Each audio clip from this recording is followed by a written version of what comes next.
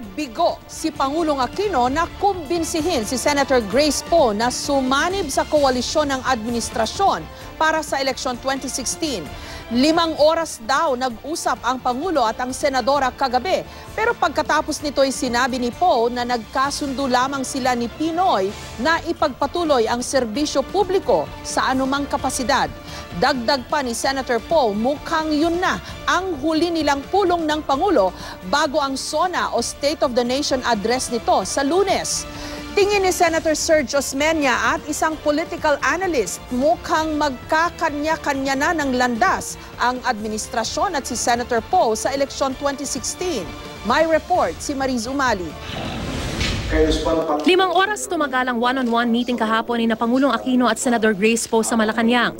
Ayon sa Senadora, inulit daw ng Pangulo ang kanyang pagnanais na lahat sila ay patuloy na sama-samang magtrabaho.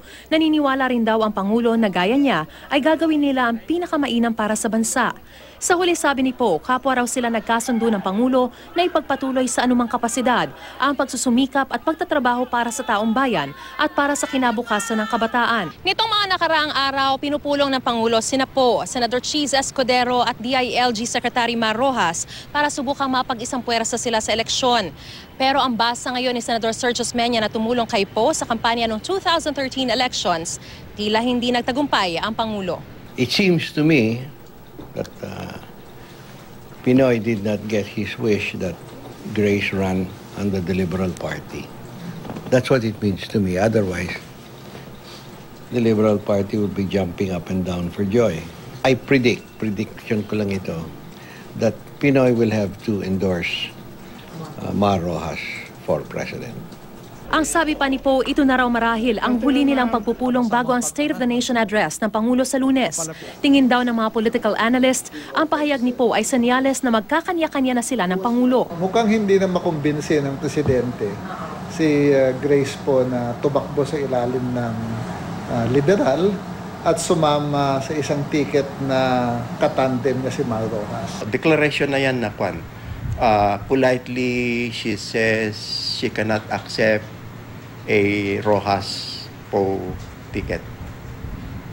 Yung last sentence, yung sinasabi na okay, we will continue to cooperate, come what may. Sa kanya pa ring pahayag, sinabi ni Poe na naiintindihan at nakikisimpatya raw siya sa mahirap na posisyon ng Pangulo ngayon. Itinuturing daw niya si Pinoy na totoo at sinserong kaibigan na lubos niyang nirerespeto.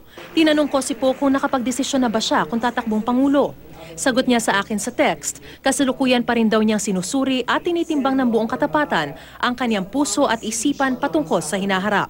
Mariz Umali, GMA News.